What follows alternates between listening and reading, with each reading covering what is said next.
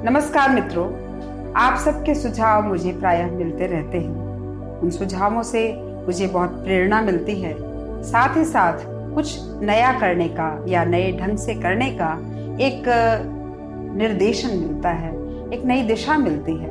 ऐसे ही सुझावों में से एक सुझाव मुझे मिला और मुझे उसे जानकर बहुत अच्छा लगा। सुझाव था कि एक कथा की अपेक्षा कुछ व्यक्तित्वों पर, कुछ विद्वानों पर या कुछ महान विभूतियों पर धारावाहिक के रूप में कथा सुनाई जाए। मेरा भी ऐसा मानना है कि भारतवर्ष एक ऐसा देश रहा है जिसमें ऐसी ऐसी विभूतियां हुई कि जिनके चरित्र को केवल 1 या 2 प्रकरणों में कहना संभव नहीं है। इसी उद्देश्य से मैंने एक नई श्रृंखला बनाई है। उस श्रृंखला को आरंभ करते हुए गाथा के इस प्रकरण में मैं आपके सामने उपस्थित हूँ। इस उद्देश्य से राजहंस की गाथा श्रृंखला में मैंने धारावाहिक के रूप में आदि शंकराचार्य की कथा को सर्वप्रथम लेने का प्रयास किया है। तो आइए सुने शंकराचार्य के जन्म की गाथा। आदि शंकराचार्य, यह नाम बहुत अधिक प्रसिद्ध है, जगत प्रसिद्ध है।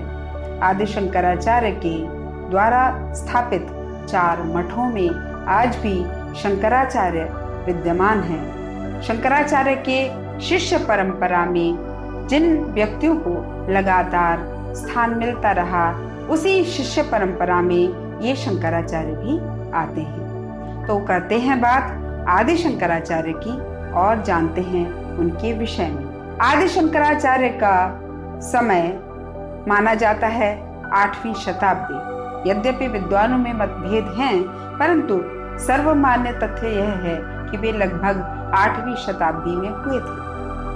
उनका जन्म केरल के कालटी नामक अग्रहार में हुआ था। अग्रहार यानी एक छोटा गांव। वे कैपिली वंशज थे, अत्रि गोत्रीय ब्राह्मण थे, यानी कि अत्रि ऋषि के गोत्र में उत्पन्न हुए थे। उनका परिवार नंबूदिरी ब्राह्मण परिवार था, जो कृष्ण यजुर्वेदीय तैत्तिरीय शाखा से जुड़े हुए थे। यहाँ यह बता दूं कि यजुर्वेद की 2 शाखाएं हैं, शुक्ल यजुर्वेद और कृष्ण यजुर्वेद। तो शंकराचार्य का परिवार कृष्ण यजुर्वेद से जुड़ा हुआ था।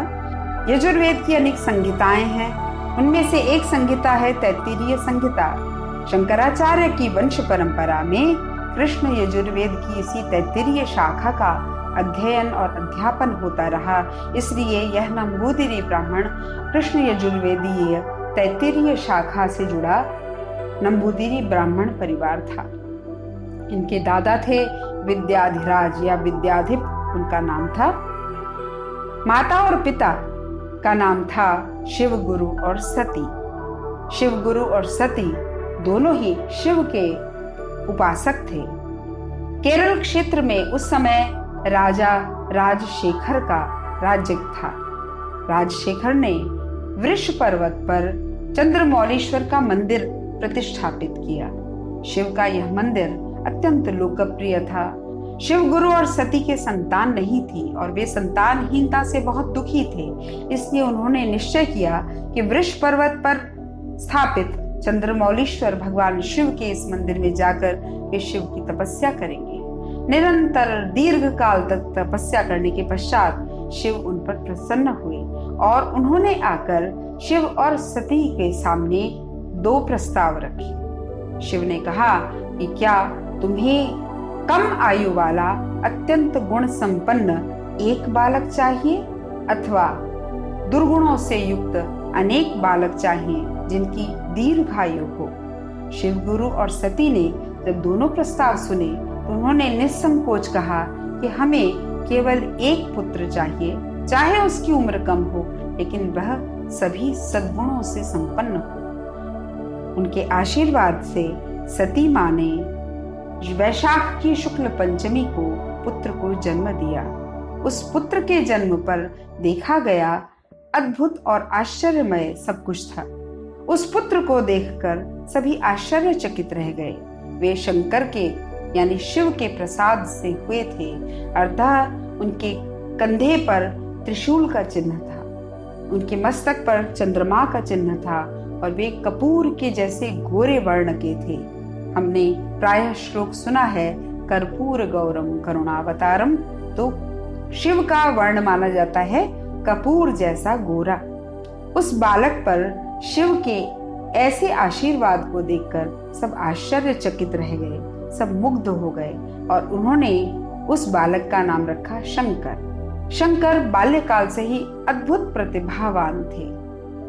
जल्दी ही उनके पिता की मृत्यु हो गई। उनकी माँ सती ने उनका उपनयन संस्कार करवाया और उन्हें गुरुकुल भेजा। गुरुकुल जाकर 4 वर्ष की अवस्था तक तो वे समस्त पुराणों और व्याकरण के ज्ञान से संपन्न हो गए थे। 8 वर्ष तक आते आते समस्त वेदों का अध्ययन वे कर चुके थे। ऐसे अद्भुत शंकर के जन्म की कथा हमने आज सुनी। इसी कथा को आगे बढ़ाते हुए हम अगले प्रकरण में और कुछ नई बातें जानेंगे शंकराचार्य के बारे में। शंकर कैसे शंकराचार्य बने, इस लंबी यात्रा में अगला पड़ाव जानने के लिए देखिए अगला प्रकरण। धन्यवाद।